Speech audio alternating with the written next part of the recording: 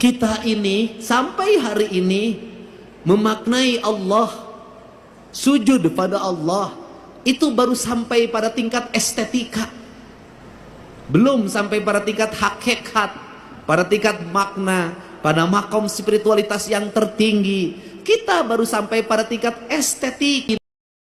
Assalamualaikum warahmatullahi wabarakatuh. Kali ini sang maestro singanya Pajajaran, Kang Deddy Mulyadi, mendapatkan kesempatan ceramah Maidho Hasanah di suatu masjid di Jawa Barat. Sangat luar biasa ceramah tersebut, menggugah, yang bikin merinding hati kita semua.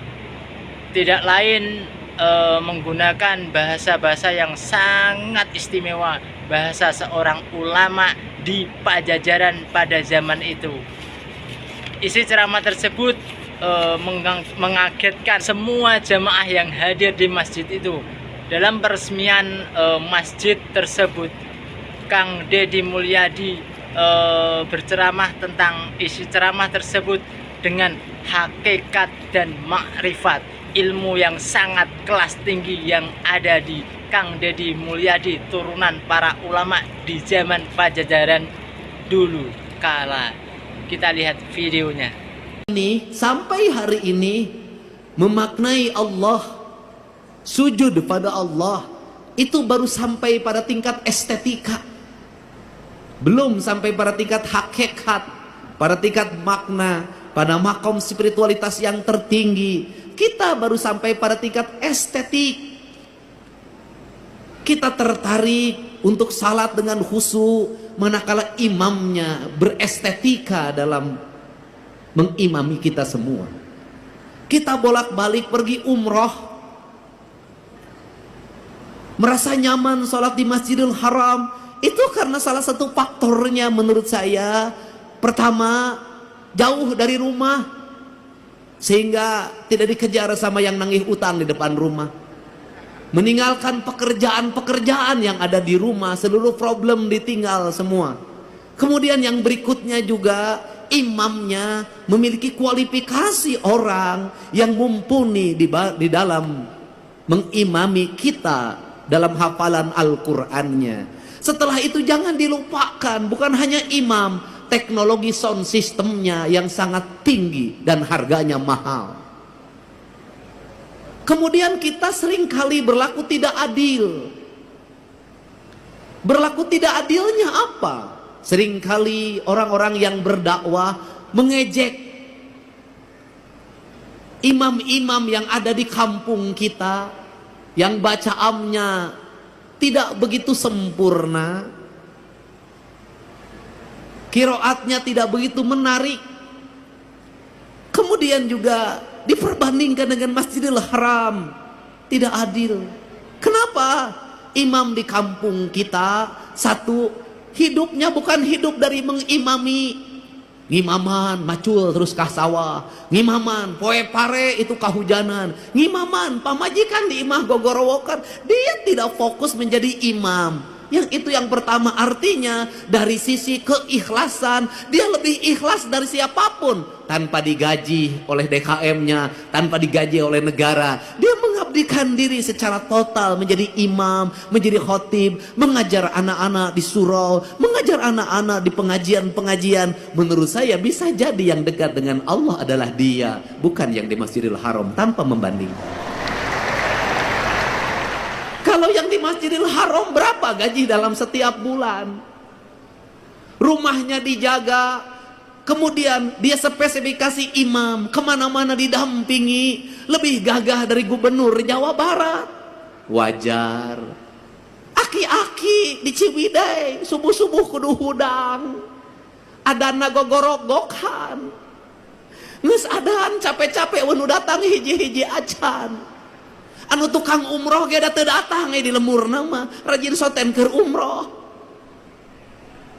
Kemudian ada satu peristiwa ini yang azan di masjid, saking pusingnya ketika azan subuh tidak ada yang datang, kemudian dia berinisiatif adzan jam 9 pagi. Pada waktu adzan jam 9 pagi semua orang datang. Ngamak. Sia gelo, cenah moanya adzan jam 8, ada naon sia teh? Si aki yang adzan jawab, sia nu gelo mah. Ku aing di adanan subuh sia teu datang, di adanan jam 8 sia datang. Artinya bahwa negeri ini tidak kurang orang-orang saleh. Siapa orang-orang saleh? Orang-orang saleh adalah orang yang setiap hari tekun mengajar ngaji anak-anaknya di surau-surau, ditajuk-tajuk, dilanggar-langgar. Orang yang tekun setiap hari azan, orang yang tekun setiap hari ngimam, orang yang tekun setiap hari khutbah, meskipun jamaahnya terbatas, tapi dia tidak pernah datang ke bupati untuk meminta honor. Itulah orang-orang hebat di negeri ini. Jadi kalau kita ingin minta doa, mintalah doa pada dia, karena dia teruji menjadi orang yang ikhlas dalam hidupnya. Kalau kita ingin mencium tangan, ciumlah tangan dia, karena tangan dia lebih suci dibanding tangan yang lain. Dia mau mengorbankan diri dan waktunya demi peradaban, demi pendidikan, dan demi masa depan. Apa yang hilang di negeri ini hari ini? Yang hilang bukan orang yang hanya tartil baca Quran, tetapi yang hilang adalah tradisi mengaji. Seiring dengan pertumbuhan waktu, maka tumbuhlah di Indonesia modernisasi Al-Quran dengan metodologi pendekatan Iqra. Cara cepat menghafal Al-Quran, cara cepat membaca Al-Quran, prosesnya ditinggalkan. Lahirlah wisuda-wisuda TKA dan TPA di mana-mana, baik secara syiar, baik, hebat secara syiar, hebat. Tetapi di balik itu masjid-masjid sepi dari anak-anak mengaji. Tetapi di balik itu surau-surau kosong dari anak-anak mengaji. Tetapi di balik itu mereka tidak mengenal dan tidak dekat dengan masjid. Kenapa? Karena mengajarkan Al-Quran tidak di masjid. Karena mengajarkan Al-Quran tidak di surau. Akhirnya mereka yang penting bisa baca Al-Quran, tapi kedekatan emosi dengan masjidnya hilang. Akhirnya mereka jauh dari masjid. Yang kedua, hilangnya apa? Hilangnya proses. Dulu baca Al-Quran berlatihnya bisa 2 tahun baru bisa, 3 tahun baru bisa, ada yang 5 tahun baru bisa. Lambat sekali. Dari mulai ngeja, kemudian narawas, terus sampai belajar kuro, panjang sekali prosesnya. Dan pada waktu proses belajar itulah dia ke masjid. Dari proses itulah masuk perjalanan spiritualitas, kedekatan guru dengan murid, berlatih membaca Al-Quran, kemudian ada tingkatannya, ada yang levelnya pertama diajar pada level kedua diajar pada level yang ketiga, level ketiga diajar pada level yang keempat. Maka waktu maghrib yang kurang lebih 1 jam itu efektif untuk membangun 3 generasi. Generasi ngeja, generasi narawas, generasi yang kemudian belajar kuro, dan generasi yang lebih tinggi dari itu. Prosesnya berjalan, maka anak-anak tidak lepas dari masjidnya. Kemudian gurunya bukan hanya mengajarkan Al-Qur'annya, gurunya mulai mengajarkan makna. Maka anak-anaknya dilatihlah belajar puasa, belajar tirakat. Maka Al-Quran identik dengan pembelajaran tirakat, pembelajaran puasa. Kemudian pembelajaran tirakat itu apa yang dilahirkan? Maka Al-Quran itu tersublimasi dalam pikiran, dalam relung bawah sadarnya. Karena lahir dalam relung bawah sadarnya, maka ucapannya bisa jadi tidak tartil, karena ustadznya ustadz kampung. Tetapi ingat, dalam ucapan yang tidak tartil itu lahir makna keikhlasan, karena dia bersemayam dalam jiwa yang bersih. Jiwa yang bersih itu celik putih, cerak herang, cang bulan, 14 jalan gede sasapuan, tegenek temalek balumbang timur narawangan. Apa yang terjadi? Ucapan-ucapan dari ayat Al-Qur'annya saciduh metu saucap nyata. Maka doa-doa pendeknya menjadi doa-doa yang sampai tembus ke langit-langit ilahiyah. Doa-doa pendeknya menembus batas, menembus pandang.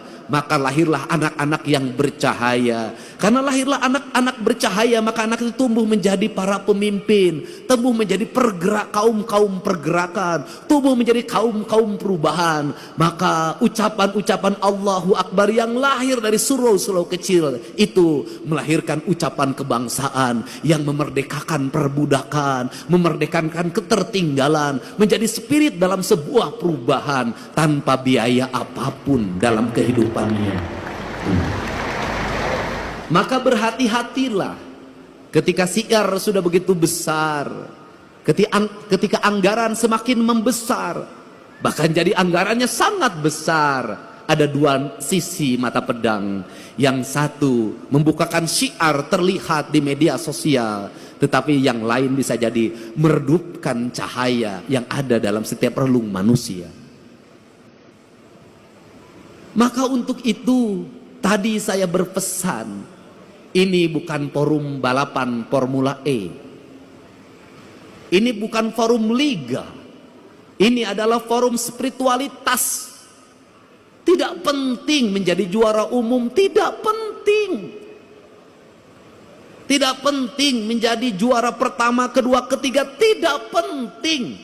Tetapi yang lebih penting dari itu adalah Al-Quran masuk dalam cahaya ketua penyelenggara, sehingga ketua penyelenggaranya menjadi adil dalam tindakannya. Al-Quran masuk dalam cahayanya gubernur Jawa Barat, sehingga gubernur Jawa Barat bertindak adil dalam kebijakan-kebijakannya. Cahaya Al-Quran masuk ke relung hatinya bupati, maka tindakannya menjadi adil. Dari gerakan membaca Al-Quran ini, maka terbebaslah orang-orang miskin, terbebaslah anak-anak yatim, terbangunlah peradaban hidup yang silih asa, silih asi, silih asu. Maka disitulah Al-Quran menjadi cahaya. Karena Al-Quran menjadi cahaya, maka Al-Quran bercahaya.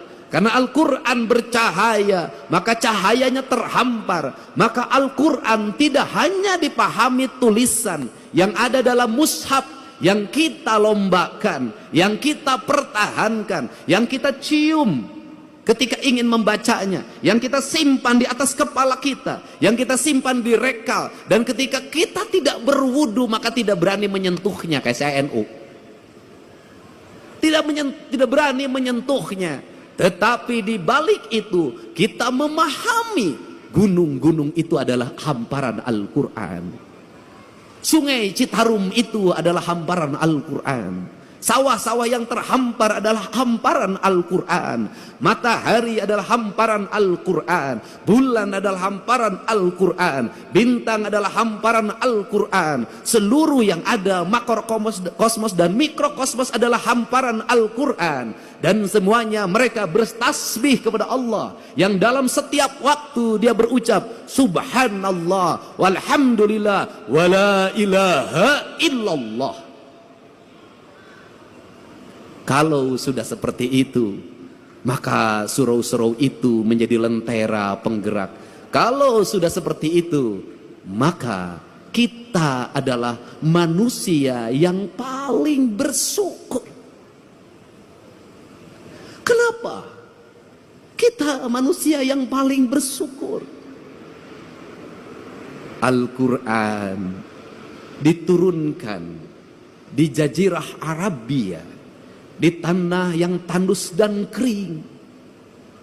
Itu dibawa lewat pendekatan budaya, tanpa kekerasan, tanpa peperangan. Bercerita tentang kisah Ramayana, bercerita tentang kisah Mahabharata, bercerita tentang kisah Pandawa. Ada dalam sosok Dharma Kusuma. Maka dicanangkanlah yang disebut dengan dua kalimat sabda. Dua kalimat sabda itu disebutnya layang damus kalimus syada, yaitu yang diletakkan pada pikiran seorang pemimpin sebagai nilai ajaran. Nilai ajaran itu melahirkan Pandawa 5, yaitu Dharma Kusuma, Bima, Arjuna, Nakula, lan Sadewa. Lahirlah gerakan politik kebudayaan para wali, mengenalkan agama Islam lewat pendekatan kebudayaan. Lahir simbol-simbol silib, sindir, sindang, siloka, sasmita. Kenapa Kenapa? Karena dia berhadapan dengan masyarakat Sunda, masyarakat Nusantara